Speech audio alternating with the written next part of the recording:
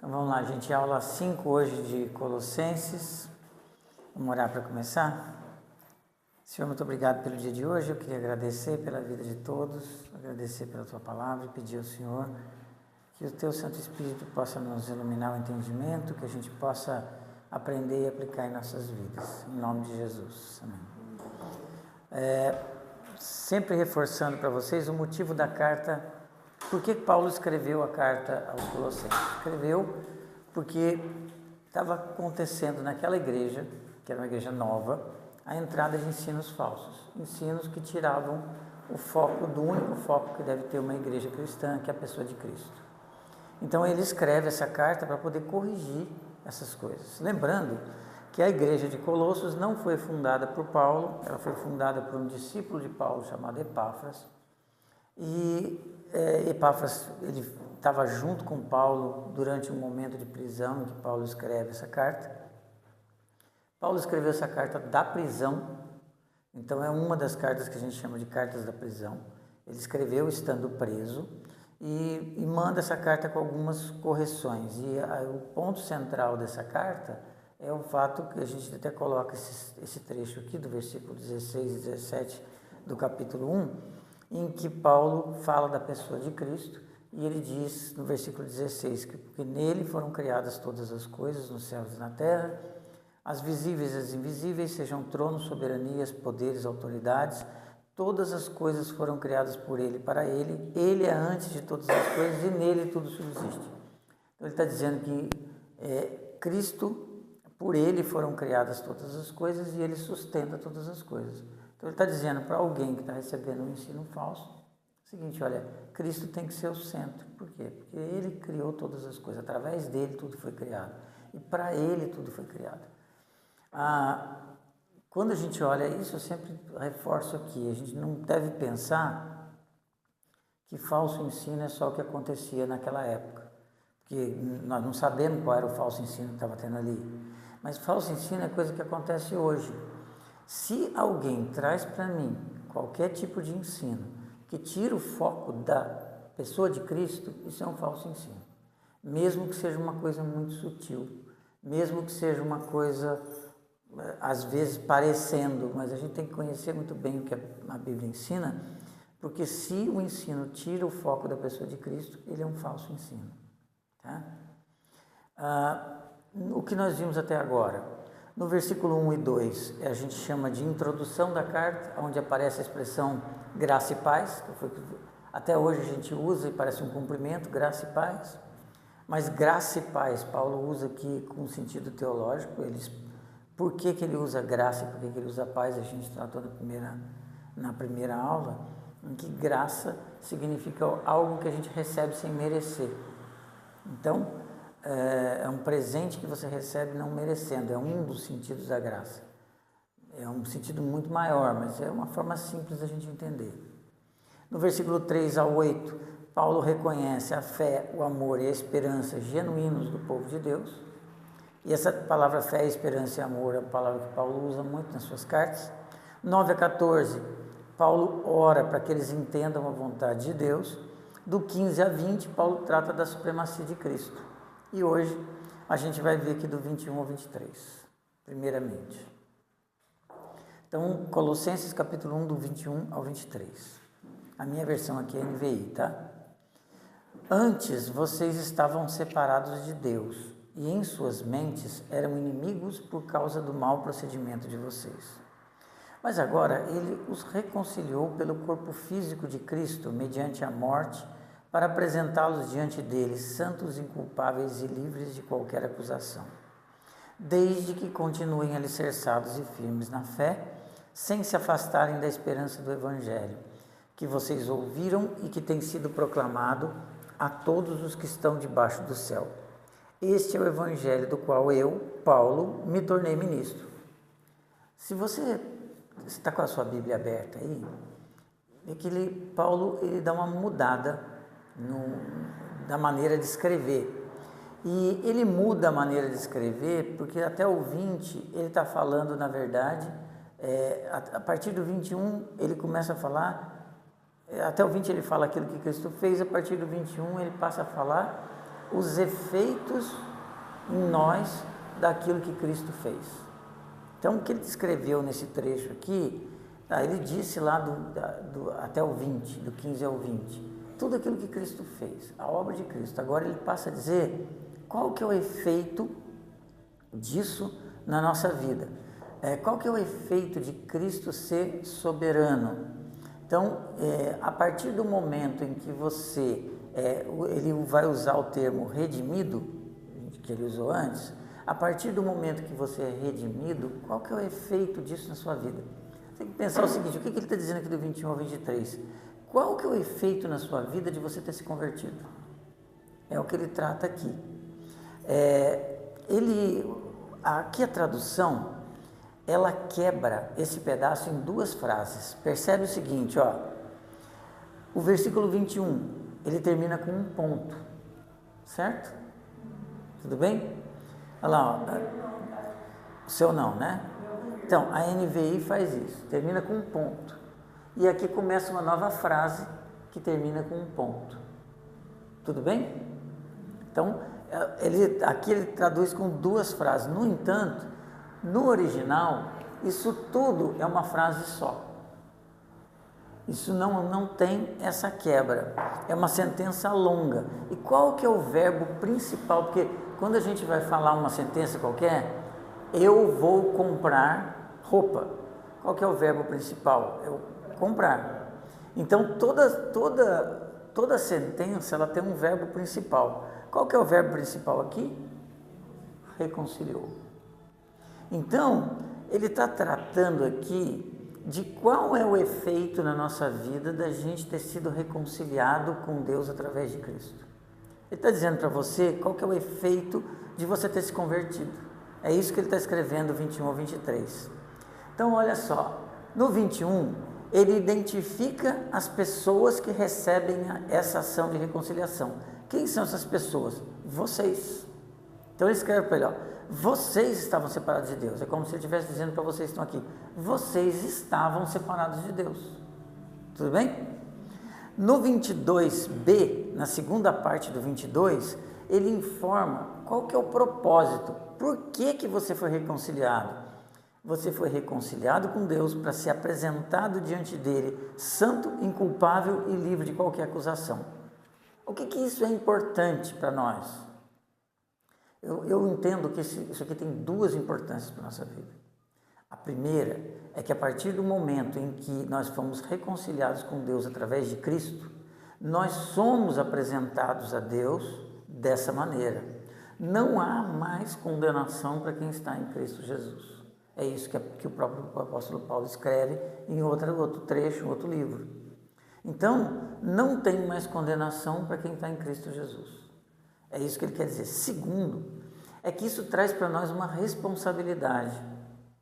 Porque é um presente, mas é um presente que a gente não merece, mas é um presente que a gente deve viver nele. Por isso que a gente deve buscar a santidade. Por isso que a gente deve viver uma vida santa. E no 23 ele traz a condição contínua dessa reconciliação. Não é que você foi reconciliado e que você deixa de ser reconciliado. Porque às vezes quando você lê aqui, ó, desde que continuem alicerçados e firmados na fé, traz uma impressão para a gente numa leitura rápida, que é o seguinte, não, olha, eu fui reconciliado, mas se eu pisar na bola, ele me chuta fora, né? Não é bem isso que o apóstolo Paulo está dizendo aqui, não. Esse desde que a gente vai ver daqui a pouquinho, não é uma condição de que você está ameaçando perder. Pode ser que você não seja.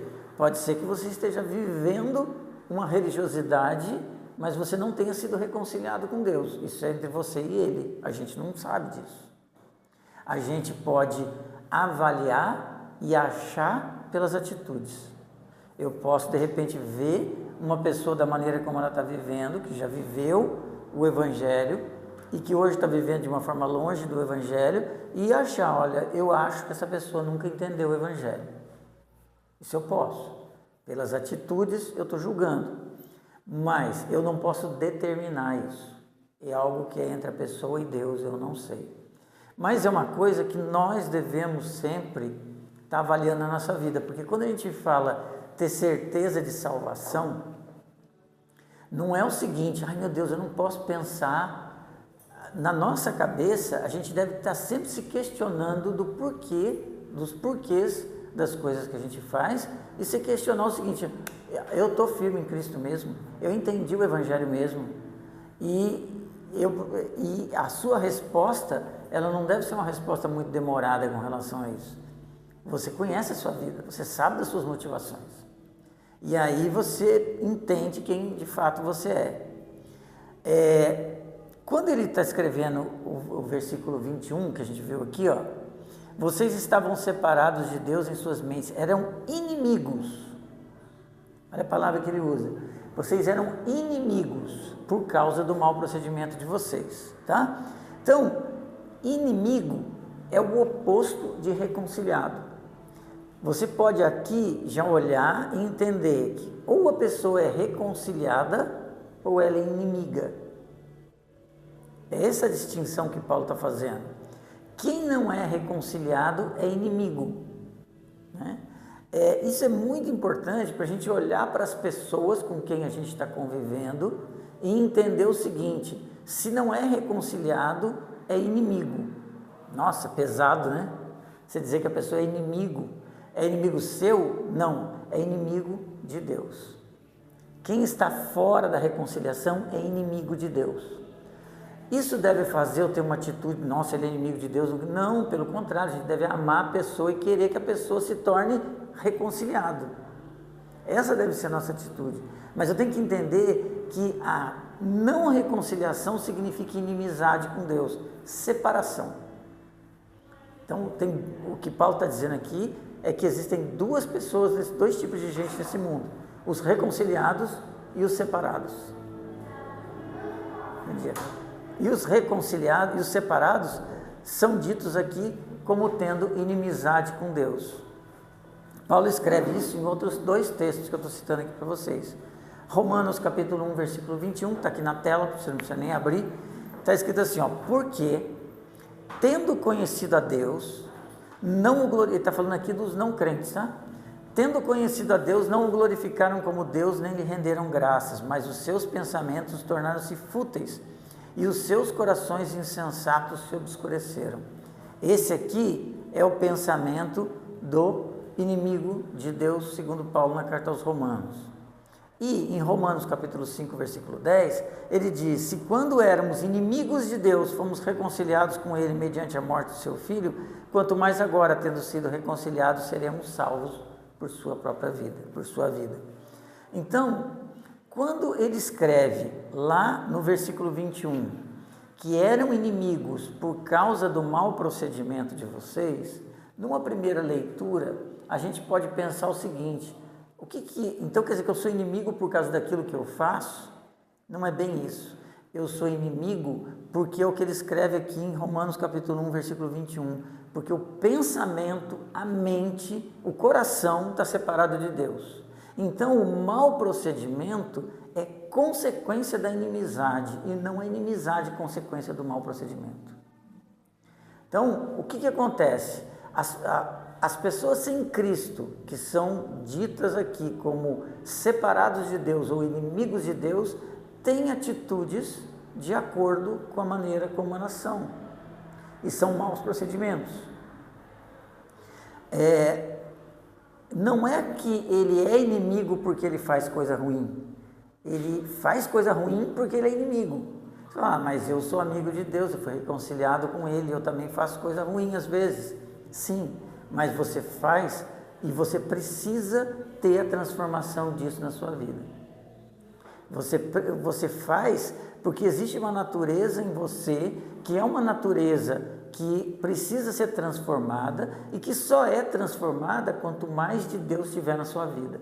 Como que eu consigo isso? Uma vida com Ele, uma vida contente nele, uma vida em que eu busco nele tudo aquilo que eu preciso, uma vida em que tudo que vai movendo meu pensamento é em direção à vontade de Deus.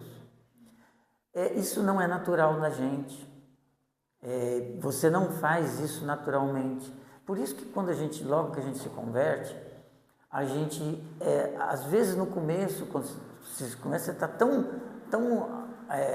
feliz com aquilo que aconteceu, que você lê a Bíblia, que você faz, vai passando o tempo, a gente vai caindo naquele convívio com o nosso dia a dia.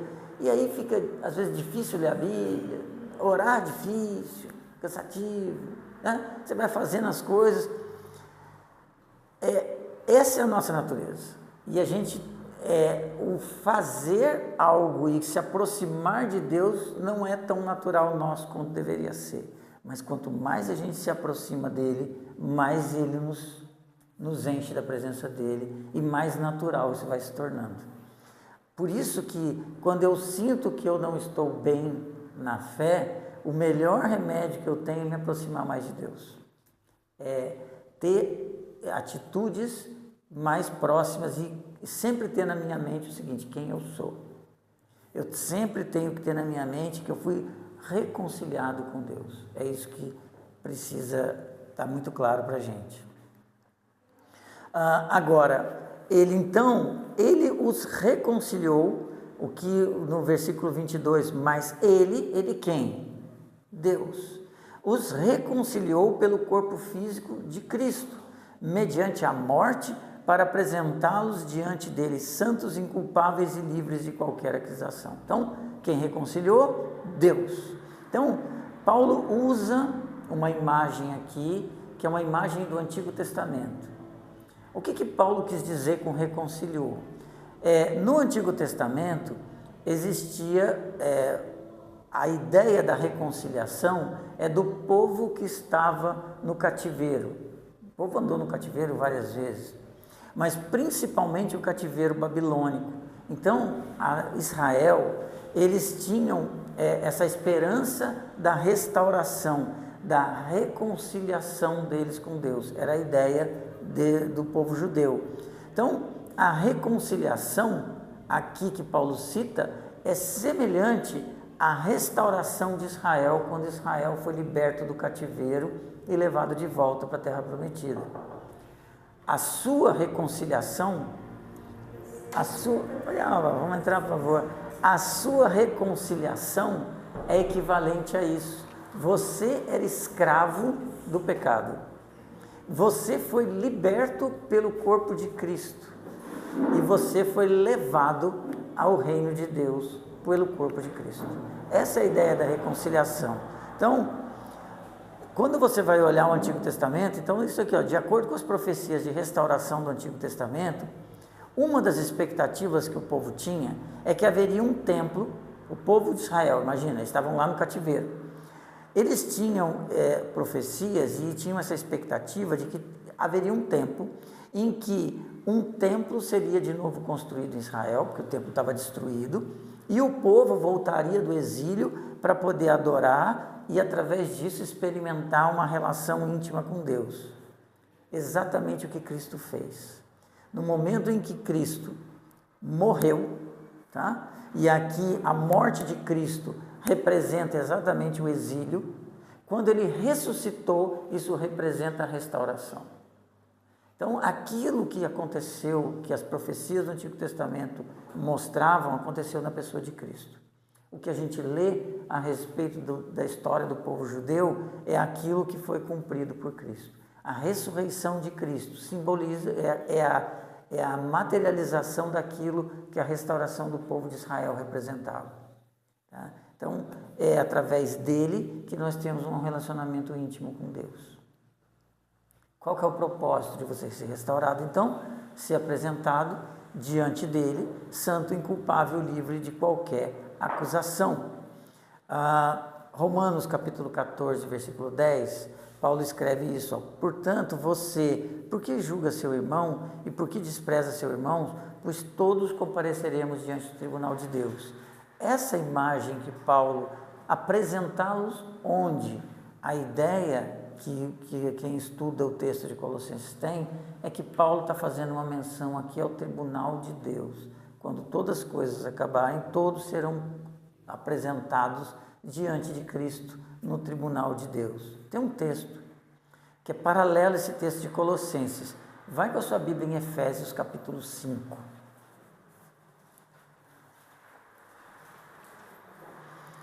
Efésios 5, nós vamos ler do 25 ao 27, que é o que fala a respeito, eu preguei um tempo atrás sobre isso, fala do relacionamento marido e esposa, mas vamos ver o que ele fala aqui. Efésios 5, do 25 ao 27. Maridos, amem suas mulheres assim como Cristo amou a igreja e se entregou a si mesmo por ela. Para quê? Por que Cristo se entregou para a igreja? Para santificá-la, tendo-a purificado pelo lavar mediante a palavra, e apresentá-la a si mesmo como igreja gloriosa, sem mancha nem ruga ou coisa semelhante, mas santa e inculpável. Você vê que Paulo usa aqui em Efésios palavras semelhantes ao que ele usa em Colossenses. As duas cartas foram escritas na mesma época. O que ele está dizendo aqui? Ele usa o exemplo de Cristo e a igreja para ilustrar o relacionamento marido e mulher. E o que ele diz aqui? Que tem que apresentá-la lavado pela palavra, purificado, santa, gloriosa, sem mancha, apresentar exatamente diante dele. Então, no texto de Efésios, os crentes são apresentados a Cristo. No texto de Colossenses, apresentá-lo diante dele é diante de Cristo, santo, inculpável e livre de qualquer acusação. Por isso que se entende que o que ele está falando aqui é o mesmo que ele falou em Romanos: compareceremos diante de um tribunal de Deus, que julgará todas as nossas atitudes. Como que é isso? Não sei. A Bíblia não diz, só diz que terá, mas eu não sei como. No versículo 23, Paulo vai escrever então: desde que continuem alicerçados e firmes na fé, sem se afastar da esperança do Evangelho. Desde que é uma palavra que quando a gente usa, eu posso usar essa palavra duvidando. Desde que, ou embora eu duvide disso, né? Mas o que se entende aqui é que Paulo está escrevendo desde que, como se ele dissesse, desde que com a certeza que eu tenho que vocês permanecerão firmes, que vocês continuem na fé. O que é continuar na fé? Será que é continuar a acreditar? Ou continuar na fé é o objeto da fé? O que se entende aqui que continuar na fé é continuar no Evangelho. É continuar na esperança, por isso que a tradução coloca dessa forma aqui na NVI, sem se afastarem da esperança do Evangelho. Então não é que eu sou uma pessoa de fé, não, é você andar no Evangelho. Então, alicerçado e firme, não na minha confissão da boca, eu estou firme na fé. Não, é alicerçado e firme no caminhar do Evangelho. Eu buscar conhecer o Evangelho e cada vez que eu leio um texto, eu entender: Senhor, eu preciso disso na minha vida. Eu preciso. Mas nós sabemos que nós precisamos disso na sua vida e que Deus precisa nos transformar, Cristo precisa nos transformar, o Espírito Santo precisa nos transformar, para que a gente possa obedecer aquilo que está ali. Na nossa natureza não é fácil. Então, esse é sem se afastar na esperança. E ele vai usar o termo aqui, enraizado e edificado. Vai lá para Colossenses capítulo 2, versículo 7.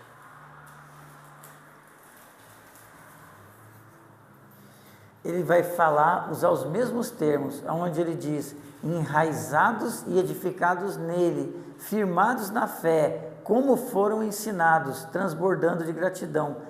Na fé, como foram ensinados, ou seja, no Evangelho, porque eu não fui ensinado a confessar que eu tenho fé, eu fui ensinado no Evangelho. Então é por isso que Paulo acrescenta aqui no versículo 23, sem se afastarem do Evangelho, que vocês ouviram e que tem sido proclamado a todos que estão debaixo do céu. Espera aí, que todos é esse, Paulo? Quer dizer que todo mundo ouviu o Evangelho? Bom, essa ideia de Evangelho, perceba o seguinte, ele vai aparecer em algumas vezes. Em Colossenses 1, você vai ver no versículo 6. O Evangelho ele foi ouvido pelos colossenses no versículo 6. Eles ouviram o Evangelho. No versículo 6 também diz que ele tem, o que ele quer dizer, que ele tem uma relevância universal. E no 7 e 8, que ele foi proclamado por uma pessoa. Por quem? Por Epáfras. Então, O versículo 23, esse evangelho aqui, ele tem um paralelo com o que já foi dito ali. Ele diz, proclamado a todos debaixo do céu, significa que todos já ouviram.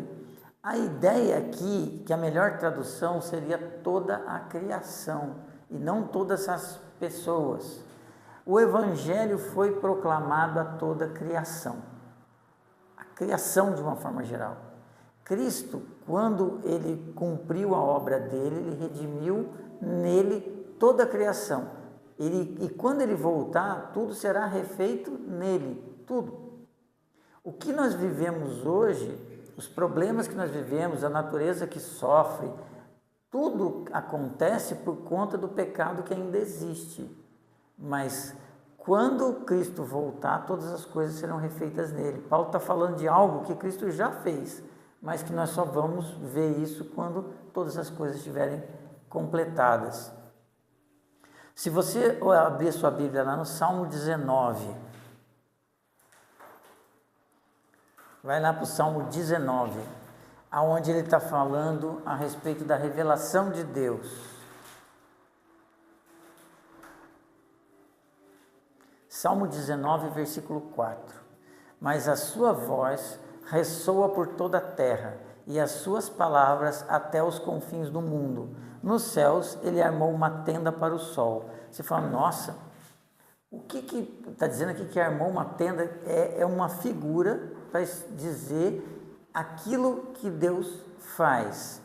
O que outras pessoas entendem é que o que Paulo está usando aqui quando ele diz toda a criação é uma figura de linguagem que a gente chama de hipérbole, exagero. Toda a criação.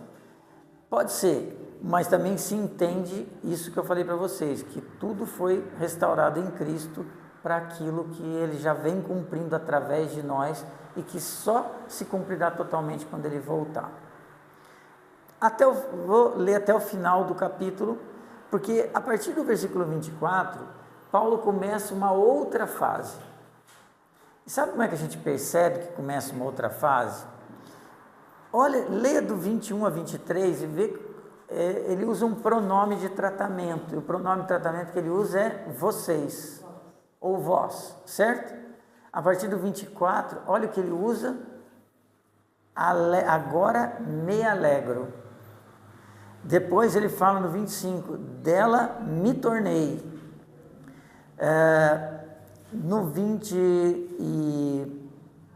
Depois no 28 ele volta para nós, mas ele usa muito o me. Então ele muda o foco. Se do 21 ao 23 ele pegou tudo aquilo que ele falou até o 20 e mostrou qual era o efeito em vocês daquilo da obra de Cristo, ele vai falar agora a partir daqui o efeito nele próprio. O que aquilo trouxe para ele e o que cumpre a ele fazer diante disso. Então, se fosse separar em título como a Bíblia gosta, o título aqui poderia ser Paulo se alegra na sua luta por proclamar Cristo. Porque é o que ele tem? A comissão de Cristo a Paulo. Então, esse também seria um bom título. Esse trecho aqui, ele é parte de uma parte principal que vai até o capítulo 4, versículo 6. Desculpa. Então, o que acontece aqui? Paulo começa aqui no versículo 24, uma outra parte da sua carta que vai até o capítulo 4, aonde ele vai dizer várias coisas ainda do efeito do Evangelho. E isso pode ser dividido em 8 partes. O que poderia ser dito disso? Isso aqui esqueci, o Douglas Mook escreve no livro dele. Paulo se alegra em sua luta para proclamar Cristo como mistério revelado do Antigo Testamento, que o leva a se alegrar na sua luta para levar os crentes à maturidade escatológica em Cristo e impedir que sejam enganados. Lembra que ele falou, que eu falei que o motivo da carta é porque eles tinham um falso ensino? Então, ele está dizendo aqui que ele se alegra de proclamar Cristo e não deixar que as pessoas andem de uma forma errada. Essa unidade aqui vai tomar de novo o tema principal. Então, versículo 10. Olha o versículo 10 do capítulo 1 de Colossenses. A primeira parte ele diz, eu não sei como é que está na sua tradução aí, mas andar dignos do Senhor para agradá-lo. Qual o verbo que ele usa? É andar ou viver? A gente viver de modo digno do Senhor para se inteiro agrado. Então, viver, andar, que tem algumas traduções que é andar, é mesmo que viver. Então, viver de modo digno para agradá-lo, é o que ele diz no versículo 10. Então, o objetivo, depois no versículo 28. Lê no 28 para mim como é que está aí, Cássia. O qual nós anunciamos, advertindo a todo homem, ensinando a todo homem toda essa sabedoria, a fim de que apresentemos todo homem perfeito. Então, nós devemos andar de modo digno, e depois ele fala para que nos apresentemos, ou para apresentar todo homem de maneira digna. O que ele quer dizer é o seguinte, que o objetivo, então, do conhecimento é que a gente seja apresentado diante de Deus de forma digna, certo? Isso não é alcançado através de um ensino errado. Isso só é alcançado através de um ensino certo da estabilidade na fé. Por isso é que a gente tem que ter na nossa mente que a gente precisa do conhecimento da palavra para não ser enganado por falsos ensinos sutis que vêm muitas vezes em nossa vida. A única maneira que a gente tem de se defender de falso ensino é a gente conhecer o verdadeiro ensino. Daí a importância da gente ler e estudar o que a Bíblia diz. Então, isso só vem através disso. A estabilidade da nossa fé, a disciplina da nossa fé, só vem com conhecimento maior de Deus. No versículo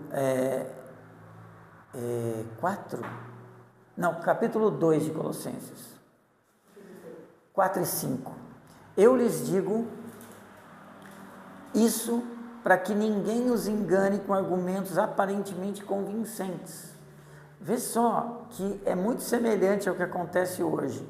Às vezes uma pessoa que você vai conversar com uma pessoa e essa pessoa vive um falso ensino, mas você tem a impressão de que ela leu a Bíblia mais do que você. Porque ela chega para você e recita mais versículo até do que você sabe. E aí você fica na dúvida. Porque se eu tirar um versículo do contexto e eu apresentar esse versículo para você e você não souber, você fica, nossa, né? Eu posso apresentar de uma forma a justificar o meu procedimento, né?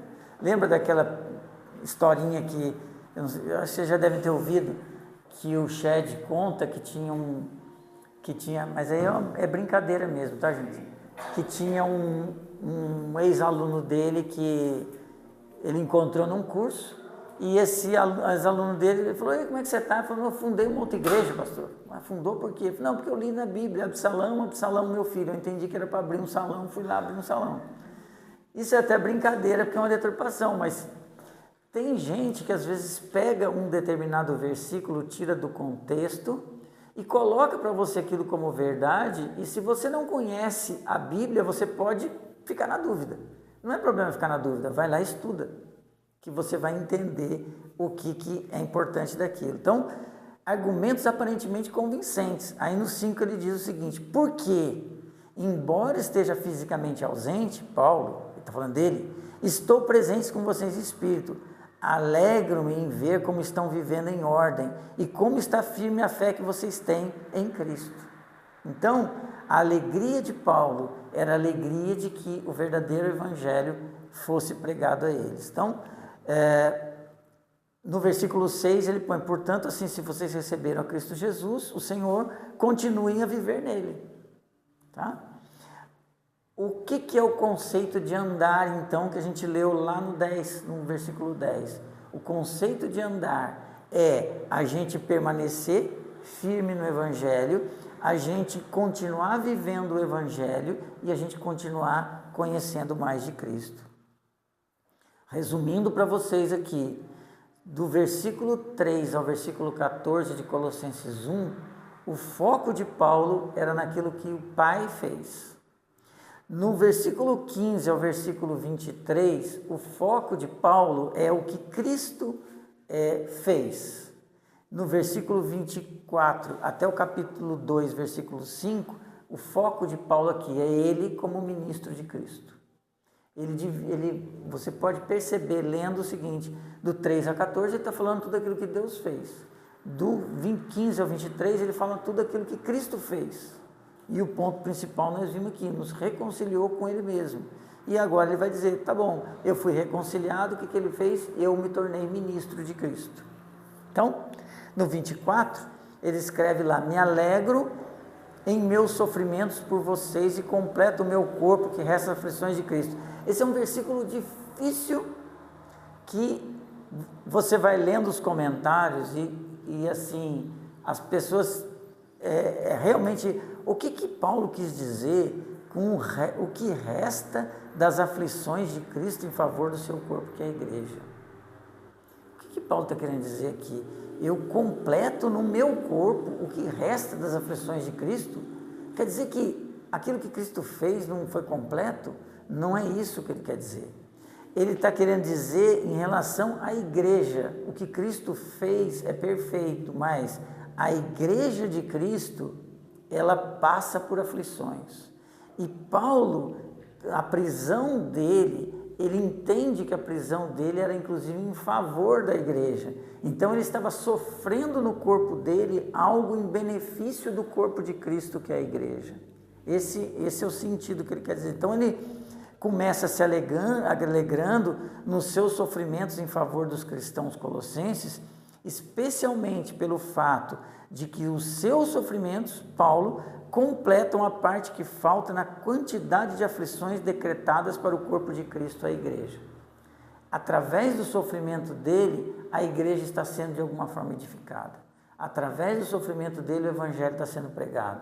Através do sofrimento dele, como a gente viu, por exemplo, estudando Filipenses, que a gente viu antes, quer dizer, ele fala que pela prisão dele, a guarda pretoriana ouviu o evangelho. Então isso alegrava a igreja de ver que a prisão de Paulo tinha um propósito de poder levar outras pessoas a conhecerem a Cristo. Então ele está explicando aqui para eles o efeito dele como ministro de Cristo. Se você vê, por exemplo, não vamos ler agora porque o texto é longo, mas se você ler Efésios capítulo 3, do 1 até o 13, você vai ver exatamente isso. O paralelo, que são dois trechos paralelos, e o que se entende é que o que Paulo quer dizer com sofrimento é sua prisão, porque é o que fala lá em Efésios capítulo 3. Ensino é perseverança em meio a sua própria fraqueza. Então, quando ele está sofrendo, ele na verdade está perseverando em meio a esse sofrimento, tá? E completar então não significa a insuficiência de Cristo, mas as aflições que ele está sofrendo pelo próprio corpo de Cristo, que é a igreja. No versículo 25, dela me tornei ministro. Dela quem? Da igreja. Me tornei ministro de acordo com a responsabilidade por Deus a mim atribuída, de apresentar-lhe plenamente a palavra de Deus. Esse sofrimento é explicado como parte do que significa ser servo designado por Deus, como mordomo e administrador para anunciar a palavra de Deus. Então, me tornei ministro, me tornei aquele que prega a palavra de Deus com a responsabilidade. Esse é o completar o sofrimento que Paulo quer dizer. No 26, o mistério que esteve oculto durante épocas e gerações, mas que agora foi manifestado a seus santos. A palavra de Deus é o mistério outrora oculto que agora foi revelado. Cristo é o mistério oculto que agora foi revelado. Então, quando ele está dizendo que o mistério que estava oculto é a palavra que ele está pregando. No 27, a eles quis Deus dar a conhecer entre os gentios a gloriosa riqueza desse mistério, que é Cristo em vocês, a esperança da glória. Paulo define esse mistério, então, declarando como Cristo, a esperança da glória entre os gentios. Então, a esperança deve ser Cristo. E no 28, nós o proclamamos quem? O Evangelho, Cristo, advertindo e ensinando a cada um com toda a sabedoria, a fim de que apresentemos todo homem perfeito em Cristo. Então, em resposta a essa proclamação, Paulo anuncia esse mistério revelado sobre Cristo, a fim de apresentar todo o ser humano completo diante de Cristo. Quanto mais você conhece da palavra, mais você vai sendo transformado por ela. Para isso, eu me esforço, lutando conforme a sua força, que atua poderosa em mim. Então, esse é o objetivo de Paulo.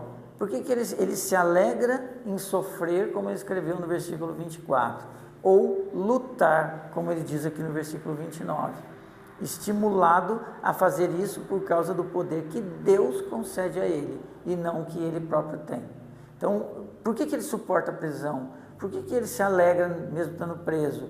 Porque a força dele está em Cristo. Isso aqui é uma ressignificação, ou é uma significação do que Paulo quis dizer quando diz tudo posso naquele que me fortalece. Tudo posso naquele que me fortalece é o tipo de versículo que você tira do contexto e fala, você vai conseguir, lógico, tudo posso naquele que me fortalece. Mas o que Paulo está dizendo, eu posso me alegrar na prisão. Por quê? Não é isso que ele não usou esse versículo aqui, mas seria o mesmo que usar, tudo posso, porque eu posso me alegrar estando preso. Por quê? Porque aquele que me capacita é Deus, não sou eu que faço. Tá? Então, ficamos por aqui hoje, semana que vem a gente começa no capítulo 2. Alguém quer perguntar alguma coisa? Eu desligo aqui.